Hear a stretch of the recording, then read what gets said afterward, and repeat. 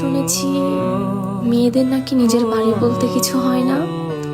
জানো, আমার খুব ইচ্ছে আমার একটা নিজের বাড়ি হবে, একান্তই নিজের।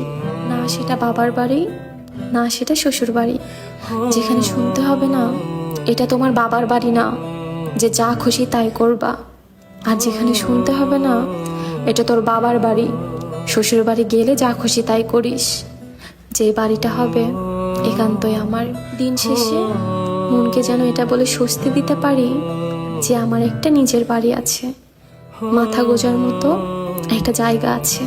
আমার মা অবশ্য এমন না, আমার মা বলে তোর বাবার যা আছে তোদের দুই বোনেরই।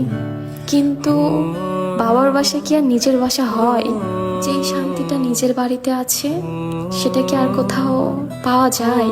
একটা জিনিস খেয়াল করে দেখেছো, তোমাদের বাড়ি যেমনই হোক, ভাঙা হোক বা যেমনই, তোমরা নিজের বাসার মতো অন্য কোথাও শান্তি পাবা না। একটা সুন্দর দেখে খাট কিনবো, একটা সুন্দর দেখে আলমারি কিনবো, একটা সুন্দর দেখে ড্রেসিং টেবিল কিনবো, কিছু সুন্দর সুন্দর পর্দা কিনবো। সুন্দর করে কেনা হয়ে গেলে তোমাদের ফুল একটা রুমের ট্যুর দিব।